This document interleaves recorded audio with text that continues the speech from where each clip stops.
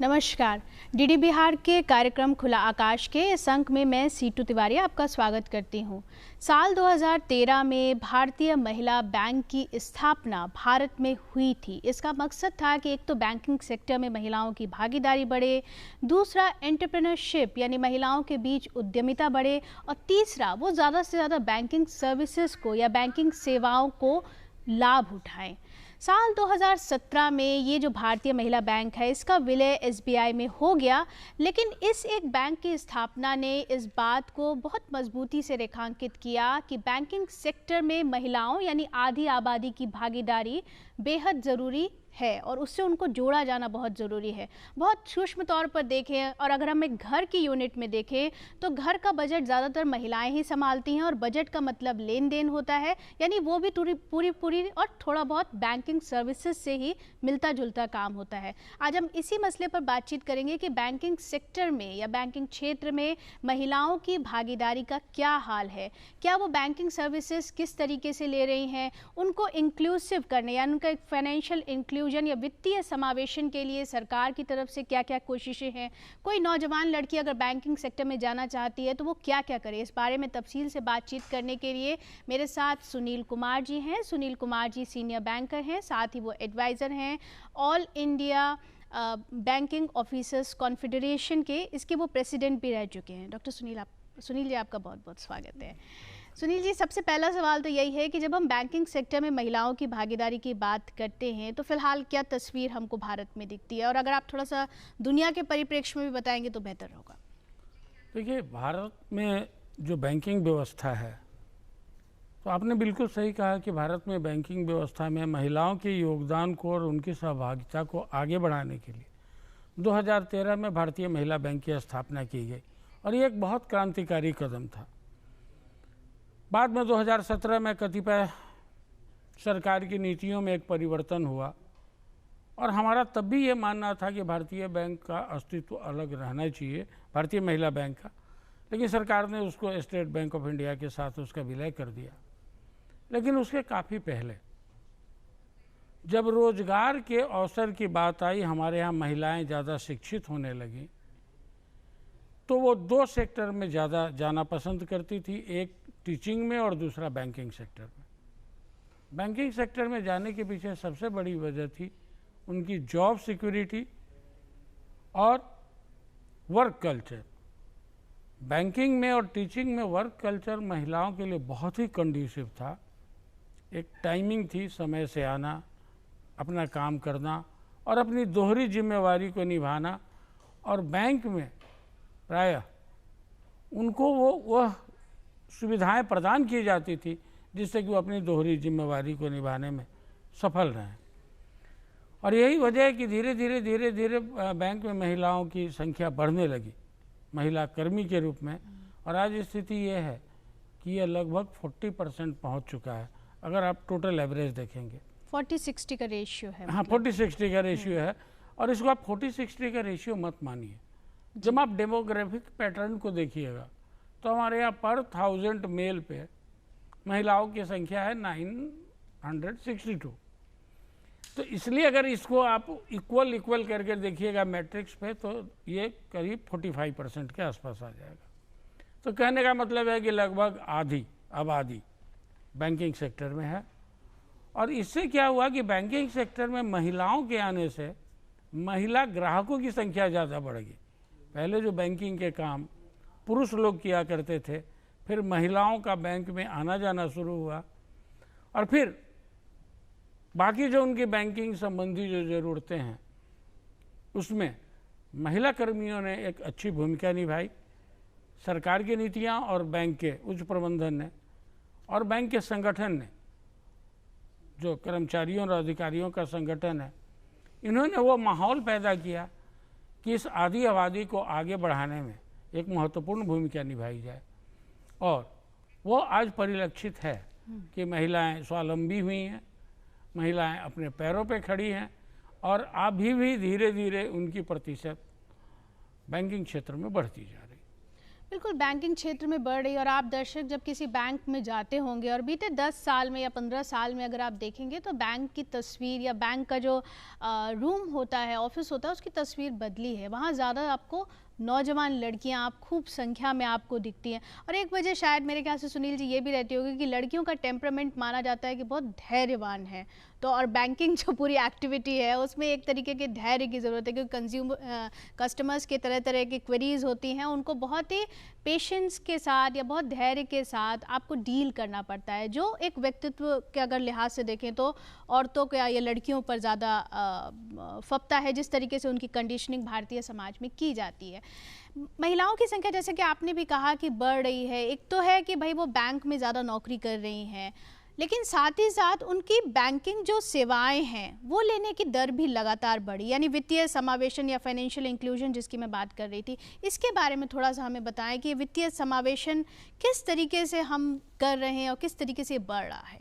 देखिए, मैं आपकी इस बात से बिल्कुल इत्तेफाक रखता हूँ, कम से कम कैमरे के सामने तो ज़रूर, कि बहुत सोबर, बहुत ही बेहतरीन तरीके से कस्टमर को हैंडल करना। और एक जो महिलाओं का विशेष गुण होता है कि दे आर वेरी केयरिंग, वो बहुत ज़्यादा केयरिंग होती हैं। तो अपने कस्टमर्स को एक कंफर्ट लेवल प्रोवाइड करना, ये बहुत बैंकिंग में लोगों को काफ़ी अट्रैक्ट किया है बैंकों की तरफ। इससे विन विन सिचुएशन पैदा लिया दोनों के लिए। हमारे यहाँ जो लेडी की संख्या बढ़ती गई, लेडीज़ बढ़ती गई, यंग लेडीज़ आना शुरू हो गई और बैंकिंग में उनकी आबादी आधी हो गई। जैसे आधी आबादी इसलिए हम लोग उनको बोलते हैं। साथ ही साथ उन्होंने एक अपना, उनका जो कंसर्न था कि वो ये चाहती थी कि बाकी वैसी महिलाएं जिनके पास आज रोज़गार नहीं है, वो उनके जैसा बैंक में या टीचिंग में या कहीं भी एम्प्लॉयड नहीं है, उनकी आर्थिक स्थिति सुधारने के लिए आपने शुरू में ही कहा कि घर में बजट बनाती हैं महिलाएं। तो बजट कैसे बनाना और घर कैसे चलाना है, वो उनका जातिगत गुण होता है। जातिगत गुण हुआ तो महिलाओं को अगर ज़्यादा स्वावलंबी बनाया जाए तो उससे पूरा परिवार स्वावलंबी होगा। और उस दिशा में वित्तीय समावेशन के दिशा में सेल्फ हेल्प ग्रुप का निर्माण करना हो, जो महिलाओं का समूह है, और उनको एक तरह के रोजगार में देना, स्वरोजगार में लगाना। और सेल्फ हेल्प ग्रुप की सबसे बड़ी खासियत यह है कि वो महिलाओं का एक समूह होता है। अगर एक आध उसमें थोड़ा फिसल भी जाए तो बाकी हाथ पकड़ के उसको वो समूह के रूप में काम करती हैं और उसमें फेल्यूर के चांसेस कम होते हैं। वहाँ एक दूसरे का सुख दुख बांटा जाता है। मतलब वो व्यवसाय एक पारिवारिक व्यवसाय के रूप में होता है और वहाँ सभी लोग समान तौर पर उसके बेनिफिशियरी होते हैं, इक्वल इनकम डिस्ट्रीब्यूशन होता है। तो ये गांव में काफ़ी प्रचलन में रहा सेल्फ हेल्प ग्रुप, और सेल्फ हेल्प ग्रुप ने हमारे ग्रामीण अर्थव्यवस्था में और विशेष करके महिलाओं को स्वावलंबी बनाने में एक महती भूमिका निभाई। इसके अलावा सरकार की तरफ से भी कई तरह की स्कीम आई है। आज स्टैंड अप इंडिया में महिला उद्योग कर्मियों के लिए एक अलग है, जिसमें सरकार की तरफ से कुछ रियायत है। वीकर सेक्शन और महिलाओं के लिए अलग स्कीम है। स्टार प्रियदर्शनी स्कीम है सरकार की तरफ से, जैसे स्टैंड अप इंडिया में है। मुद्रा योजना में, मुद्रा लोन की जो योजना है अपने प्रधानमंत्री की बहुत महत्वाकांक्षी योजना है, उसके तहत भी महिला उद्योग कर्मियों को इंटरेस्ट में सब्सिडी दे करके और उनको और भी तमाम सुविधाएं दे करके जो सामान्य लोगों को नहीं उपलब्ध है, आगे बढ़ाने का काम किया जा रहा है। और उसमें सरकारी क्षेत्र के बैंक और उसमें कार्यरत जो महिला बैंक कर्मी हैं उनका बहुत बड़ा योगदान है। और उन्होंने ग्रामीण अर्थव्यवस्था की जो बदलती हुई तस्वीर है उसमें अपनी धमाकेदार उपस्थिति दर्ज कराई है। और आगे आने वाले समय में चूँकि ये सिलसिला चल निकला है, आज आप देखेंगे कि महिलाएं एलाइड एग्रीकल्चर एक्टिविटी में शामिल होंगी। जो कृषि का मेन व्यवसाय है उसके साथ साथ मुर्गी पालन, बकरी पालन, सूअर पालन, मधुमक्खी पालन, अब वो इंडिपेंडेंट स्वतंत्र रूप से वो उस काम को कर रही। तो एलाइड एग्रीकल्चर में, और जिसके लिए कि उनको थोड़ा ही वक्त देना पड़ता है, तो वो अपने काम में और अपने घर की जिम्मेवारियों में एक सामंजस्य को स्थापित करते हुए अपनी आर्थिक स्थिति में गुणात्मक सुधार कर रही हैं, और जिससे कि उनके परिवार की आर्थिक स्थिति सुधर रही है। तो ये एक बहुत ही सराहनीय प्रयास है, सराहनीय कदम है सरकार का, सरकारी क्षेत्र के बैंक का और महिलाओं के द्वारा किए जाने वाले प्रयास का।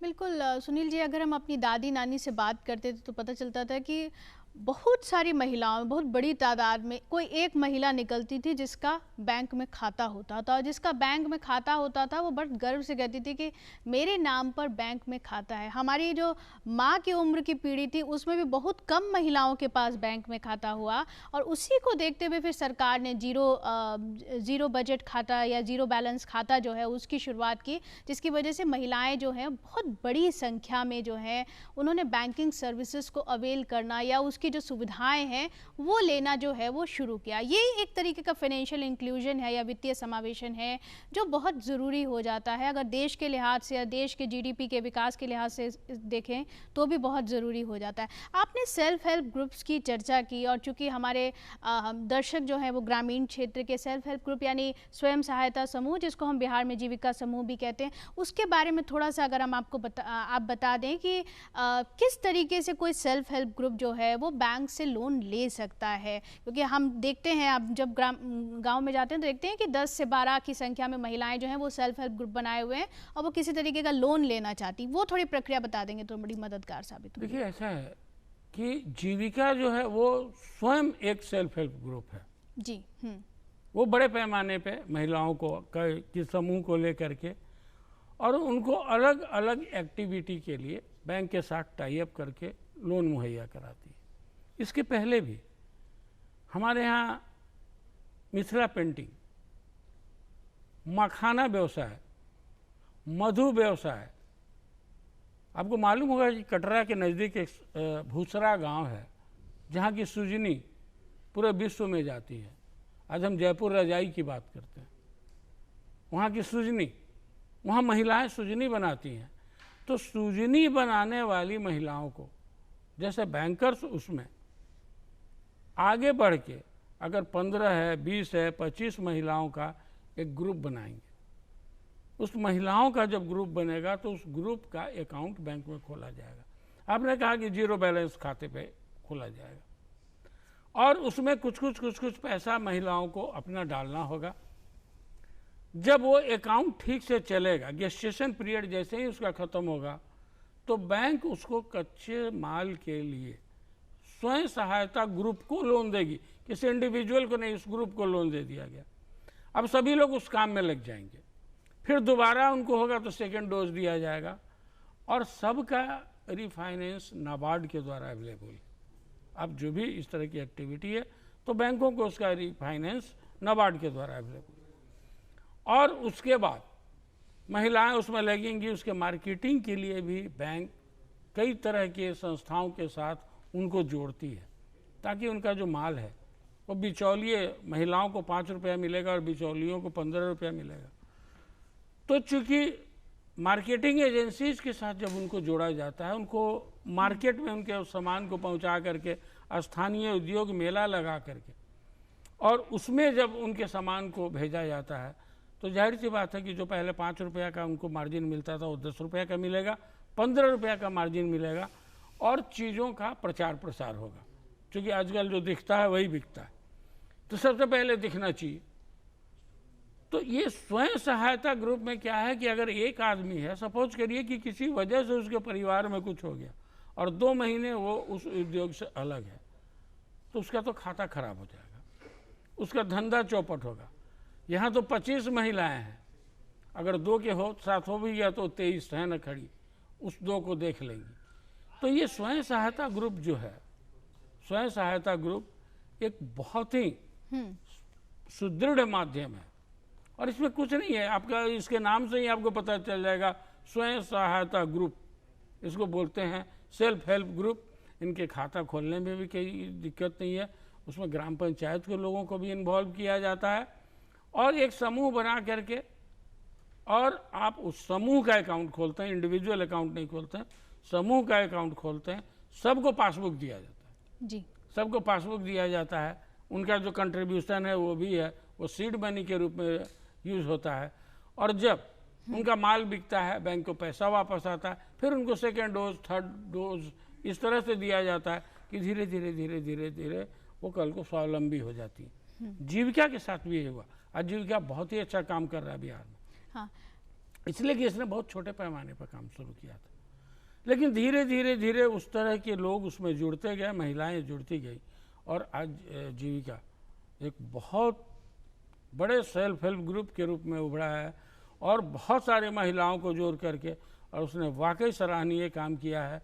सरकारी क्षेत्र के बैंकों से मदद लेकर के और उसने हमारे राज्य के अर्थव्यवस्था को, ग्रामीण अर्थव्यवस्था को, विशेष करके महिलाओं के आर्थिक संबलता को बढ़ाने में बहुत बड़ा योगदान दिया जी। और ये उस राज्य के लिए बहुत ज़रूरी हो जाता है जहाँ पर ज़्यादातर जो आदमी हैं या जो मर्द हैं वो पलायन कर जाते हैं रोज़ी रोटी के लिए। सेल्फ हेल्प ग्रुप की आपने बात की और इसमें जो कंट्रीब्यूशन या जो पैसा आप देते हैं, ऐसा नहीं कि बहुत बड़ा अमाउंट आपको देना पड़ता है, 10 रुपये 20 रुपये प्रत्येक महिला देती है और उस महिलाओं सारे पैसे जोड़ करके आप एक अकाउंट खोल लेते हैं। एक टर्म आपने उसका जिक्र किया, गेस्टेशन पीरियड, इसके बारे में थोड़ा सा हमें बता दें कि क्या होता है ना कि जैसे हमको उनको देना है, महिलाओं को लोन देना है, हाँ लोन देना है, तो पहले तो हम देखते हैं कि उनके अगर 5 रुपये जमा करना है, उस समय पे 5 रुपये जमा कर रही हैं, 10 रुपये जमा कर रही हैं कि नहीं है।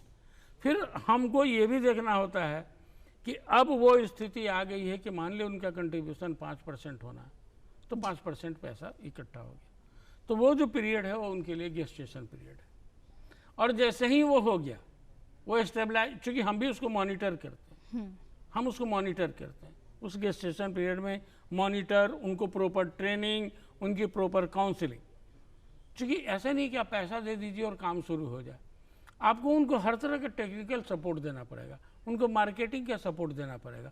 तो उस परिस्थिति में क्या है कि उस पीरियड का आप इस्तेमाल करते हैं और जैसे ही वो पीरियड पहुंचता है, गेस्टेशन पीरियड ख़त्म होता है, आप फाइनेंस करना शुरू करते हैं।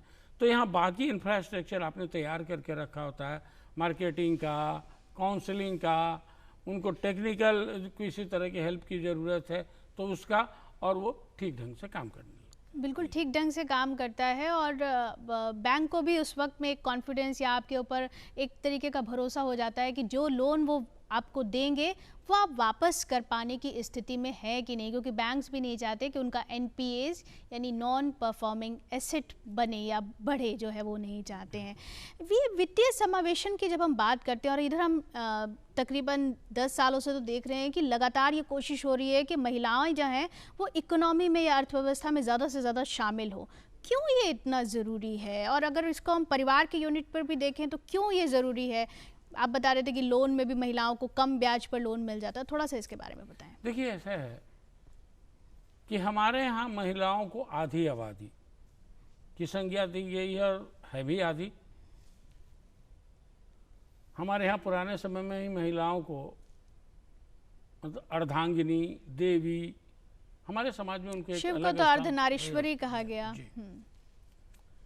आप ये मान के चलिए कि आपके अगर आपका आधा अंग काम नहीं कर रहा हो और आधा अंग ही काम कर रहा हो तो सर्वांगीण विकास तो आपका होने से रहा। आज जब पुरुष और महिलाएं दोनों मिलकर जब आर्थिक सुधार की तरफ कदम बढ़ाएंगे, दोनों सक्षम होंगे, तो जाहिर सी बात है कि आर्थिक जो ग्रामीण आर्थिक व्यवस्था है या आप उसको आर्थिक उन्नति कह लीजिए, उसमें जब महिलाओं की भागीदारी होती है तो पता चलता आप दुगने रफ्तार से आप आगे बढ़ रहे हैं। दूसरी चीज कि एक स्वावलंबी महिला वो अपने घर को चलाने के लिए उसके पास जब साधन मौजूद है तो एक पुरुष के मामले में वो ज़्यादा बेहतरीन तरीके से परिवार चलाती है। तो जब कमाने वाले दो, एक मर्द और एक औरत, अगर दो हो गए इकट्ठे तो डबल कमाई होगी।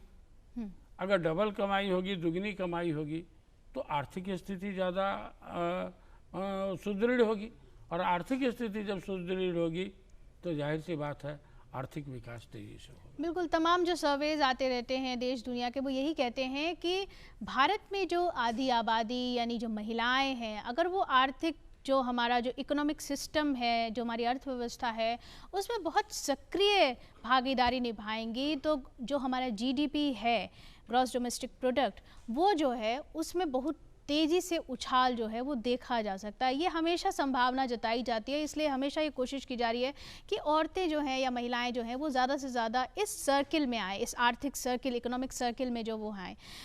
युवा जो लड़कियां हैं जो 18-19 साल की हैं, अगर वो बैंकिंग सर्विसेज में आना चाहती हैं तो किस तरीके से खुद को तैयार करें और क्या उनके लिए अपॉर्चुनिटीज़ हैं? देखिए, ऐसा है कि बैंकिंग में आने के लिए ऐसा कुछ नहीं है कि बहुत सारी तैयारियां करने की ज़रूरत है। उनको एबव एवरेज होना पड़ेगा और 18 साल के होने के बाद ही वो एलिजिबल होंगी। IBPS एग्जामिनेशन कंडक्ट करता है, और IBPS एग्जामिनेशन कंडक्ट करता है, उसके बाद इंटरव्यू होता है, और उसके बाद मेरिट लिस्ट बनता है, और सभी बैंकों का जो वैकेंसी है बैंकों में, वो वैकेंसी इकट्ठे IBPS के पास जाती है, और मेरिट के अनुसार पर वो उसका डिस्ट्रीब्यूशन होता है। चूँकि लड़कियां बहुत ज़्यादा सिंसियर हैं पढ़ने में, चूँकि उनका डाइवर्सन बहुत कम होता है, तो जाहिर सी बात है कि IBPS में उनका रिकॉर्ड ज़्यादा अच्छा है। अगर 100 लड़की एग्ज़ाम दे रही है और 80 पास कर गई तो 80% हो गया, और 200 लड़का कर रहा है 120 हो गया, तब भी वो 60% ही रहा। तो उसमें बहुत कुछ करने की ज़रूरत नहीं है। उनको सामान्य ज्ञान की जानकारी होनी चाहिए, उनको मैथ की जानकारी होनी चाहिए, उनको इंग्लिश की जानकारी होनी चाहिए। इसलिए स्थानीय भाषा उनकी है, जैसे हम बिहार की बात करेंगे तो बिहार में आपकी हिंदी अच्छी होनी चाहिए और काम चलाऊ अंग्रेजी होनी चाहिए। क्योंकि बहुत बार ये होगा कि लोग आएगा, आपको अंग्रेजी के टर्म आएंगे, कुछ लोग आपसे इंग्लिश में सवाल करेंगे, तो आपको उस स्थिति में होना चाहिए कि आप उनको प्रॉपर रिप्लाई दे सकें। इसके अलावा आपको कहीं किसी एक्सपर्टाइज की ज़रूरत नहीं है, आप उसी आधार पर बैंक में प्रवेश कर सकते हैं। फिर बैंक के अंदर भी प्रोफेशनल क्वालिफिकेशन एक्वायर करने के लिए एग्ज़ाम्स होते रहते हैं। आपका ऑन जॉब जो ट्रेनिंग होता है उसके दरमियान आपके एग्ज़ाम्स होते हैं, तो आप अपने आप को वहाँ अपग्रेड कर सकती हैं, और अपग्रेड करेंगी तो धीरे धीरे आपका कैरियर प्रोग्रेशन होगा। तो इस तरह से वो महिलाएं बैंक में जा सकती हैं। और उनको एक बात का ज़रूर ध्यान देना होगा, और हम हमेशा लोगों को बोलते रहते हैं, बैंक में इस बात की गुंजाइश है कि आप वर्क लाइफ बैलेंस कर सकते हैं, बाकी सेक्टर में शायद ना हो, लेकिन बैंक में है। आप समय से आएँ, समय से काम करें, काम के दरमियान डाइवर्सन नहीं हो, तो जाहिर सी है कि समय पे आपका काम खत्म होगा और आप समय पे घर जाएंगी, और घर जाएंगी समय पर, तो आप अपनी जो भी डोमेस्टिक रिस्पॉन्सिबिलिटीज़ है, घर की जो जिम्मेवारियाँ हैं, उसको आप अच्छे तरीके से निभा सकते हैं। बिल्कुल, परिवार को जो वर्क लाइफ की बात कर रहे हैं उसका मतलब है कि आप परिवार को और अपना जो प्रोफेशनल काम है, जो आपका पेशागत काम है, उसमें एक तरीके का बैलेंस ला सकते हैं अगर आप बैंकिंग सेक्टर में जा रहे हैं या काम कर रहे हैं। तो यहाँ मैथमेटिक्स की आपने बात की, और मैथमेटिक्स में ज़्यादातर लड़कियाँ जो होती हैं बहुत ही पिछड़े, मतलब हमारा बिहार का भी, अगर बिहार बोर्ड का भी रिज़ल्ट देखें तो मैथमेटिक्स में लड़कियाँ कम एनरोल ही होती हैं। क्या मैथमेटिक्स बहुत टफ है या एक सिंपल मैथमेटिक्स, किस लेवल की मैथमेटिक्स है, उसके बारे में थोड़ा सा बता दीजिए। बहुत वो साधारण गुना भाग जोड़ घटा बैंक में, इसके अलावा और कुछ नहीं। लेकिन उसमें जल्दी, उसमें टाइमिंग बहुत इंपॉर्टेंट ये है टाइमिंग। कि आपकी टाइमिंग वैसी होनी चाहिए, एक्यूरेसी होनी चाहिए, time and speed with accuracy, वो बहुत ज़रूरी है। आज तो सारी चीज़ें कंप्यूटराइज हो गई, ऑनलाइन हो गई, समय बदल गया। जिस समय मैनुअल बैंकिंग होती थी उस समय इन सब चीज़ों की ज़्यादा ज़रूरत होती थी। आज तो आपके बहुत सारे काम कंप्यूटर कर देंगे, लेकिन यही कंप्यूटर हमारे जॉब अपॉर्चुनिटी को भी कम कर रहा है। ये उसका दूसरा पहलू कि ये काम तेज़ी से कंप्यूटर में हो जाएगा, उसमें आपको कुछ नहीं करना होगा, आपको सिर्फ कंप्यूटर से भी होना है, जॉब अपॉर्चुनिटीज़ कम जाएगा। जैसे मैंने पहले भी आपको कहा कि भारतीय महिला बैंक में महिलाओं के लिए एक अलग से बैंक थी वो आज मर्ज हो गई। कल को क्या होगा, जब तक ये सरकारी क्षेत्र के बैंक हैं महिलाओं को प्रायोरिटी मिलती रहेगी, क्योंकि सरकारी क्षेत्र के बैंकों का उद्देश्य ही है कि ये लाभप्रदता कम, प्रॉफिटेबिलिटी कम और लोगों का जीवन स्तर सुधरे ज़्यादा, ये हमारा उद्देश्य होता है। हम सोशल बैंकिंग हमारा थीम है। तो जब तक अस्तित्व में सरकारी क्षेत्र के बैंक हैं और जिस तरह से भारतीय महिला बैंक के साथ हुआ उस तरह का चीज़ अगर नहीं हो भविष्य में, तो आगे आने वाले समय में महिलाओं की भागीदारी और बढ़ने वाली है और उनकी जो भागीदारी होगी, हमारा सिर्फ आर्थिक विकास बहुत तेज नहीं होगा, हमारा आर्थिक विकास बहुत संतुलित भी होगा। हम उस जगह पे पहुंचेंगे जहाँ की एक स्टेबिलिटी आएगी। अस्थायित्व तो बहुत ज़रूरी है। तो ये बहुत है, इसमें ऐसा नहीं है कि आपको कोई रिसर्च करना है और लॉगरिथम पढ़ना है और वो कैलकुलस पढ़ना है, वैसा कुछ नहीं है। जो एक कॉमन सेंस होना चाहिए मैथमेटिक्स का, वो जरूर होना चाहिए। बिल्कुल, जोड़ घटाव बहुत उसमें एक्यूरेसी होनी चाहिए। और जब हम पढ़ रहे थे तो हमको ये कहा जाता था कि कोचिंग से ज़्यादा, बैंक की अब बहुत सारी कोचिंग्स खुल गई हैं, लेकिन कोचिंग से ज़्यादा ज़रूरी है कि जो सेट पेपर्स आते हैं उसको आप घड़ी की सुई देख करके आप उसको सॉल्व कीजिए और उसमें देखिए फिर आपकी कितनी एक्यूरेसी है। बराबर प्रैक्टिस करने से आप जो है उसमें आपको सुधार होगी और क्लरिकल ग्रेड से आप किसी बैंकिंग सर्विसेज में जा सकती हैं और AGM GM तक का सफ़र जो है वो तय कर सकती हैं। तो ये अलग अलग फेजेस हैं जिसमें आप जिसके ज़रिए, और बैंक में सबसे अच्छी बात है कि बैंक में इंटरनल जो कॉम्पिटिशन्स होते हैं वो बहुत ज़्यादा होते हैं, उसमें पार्टिसिपेट करके या उसमें भाग ले करके आप बहुत जल्दी प्रमोट भी हो सकते हैं। ये सारी सुविधाएं जो हैं वो बैंक में है। एक बात और भी है, चूँकि बैंक अपने, हम लोग सुनते हैं लगातार कि बैंक अपने विस्तार कर रहे हैं, और बिहार की अगर बात करें तो यहाँ पर बैंक टू पीपल रेशियो जो है वो बहुत दूसरे राज्यों से बहुत कम भी है। तो बैंक अपना विस्तार कर रहे हैं, ग्रामीण क्षेत्रों में भी उनको अपने एम्प्लॉयज़ की ज़रूरत है। तो बैंक की क्या पॉलिसी होती, क्योंकि लड़कियां जो हैं वो ग्रामीण क्षेत्रों में नहीं जाना चाहती, बहुत यंग एज की लड़कियां होती हैं, तो बैंक को उसको लेकर के क्या पॉलिसी अपनाता है? देखिए, ऐसा है कि अगर सरकारी क्षेत्र के बैंक हैं, आप देखेंगे कहीं भी ग्रामीण बैंक थे, वो लोकल बैंक, एक तरह से समझिए कि लोकल बैंक थे ग्रामीण बैंक जी। तो वहाँ पे क्या है कि उनका जियोग्राफिकल ऑपरेशनल जियोग्राफी जो था वो बहुत सिमटा हुआ है। वहाँ पे लोगों को बहुत वाइड ट्रैवल करने की ज़रूरत नहीं पड़ती थी, तो वो ज़्यादा कंड्यूसिव थी महिलाओं के लिए कि महिलाओं को ज़्यादा इधर उधर जाने की ज़रूरत नहीं थी। पेनेट्रेशन होना चाहिए, क्योंकि बैंक का अगर विस्तार नहीं होगा तो जॉब अपॉर्चुनिटी बिल्कुल। हाँ, हमारे यहाँ इस बात का ध्यान जरूर रखा जाता है कि लेडीज़ की पोस्टिंग, यंग गर्ल्स की पोस्टिंग ऐसा हो कि उनको बहुत ज़्यादा इनकन्वीनियंस नहीं हो। बिल्कुल, ये बात बहुत ध्यान में रखी जाती है कि ग्रामीण क्षेत्रों में जो नौजवान लड़कियां हैं या महिलाएं, उनकी सुरक्षा की दृष्टि से भी ये बहुत ज़रूरी है।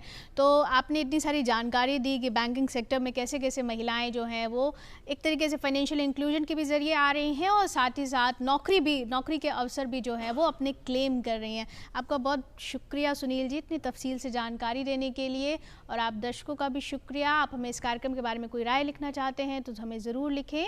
कार्यक्रम खुला आकाश, निदेशक DD बिहार, दूरदर्शन केंद्र पटना, फ्रेजर रोड पटना 800001। आप हमें ईमेल भी कर सकते हैं director.ddkpatna@gmail.com। आप हमें ज़रूर लिखें, आपके सुझाव हमें कार्यक्रम को बेहतर बनाने में मदद करते हैं। दर्शकों पे कोरोना गुजरा रही हैं, अपना खास ख्याल रखें क्योंकि एक नई वेव जो है वो दस्तक दे रही है दुनिया को। वैक्सीन ज़रूर लें, साथ ही साथ बूस्टर डोज भी ज़रूर लें। शुक्रिया।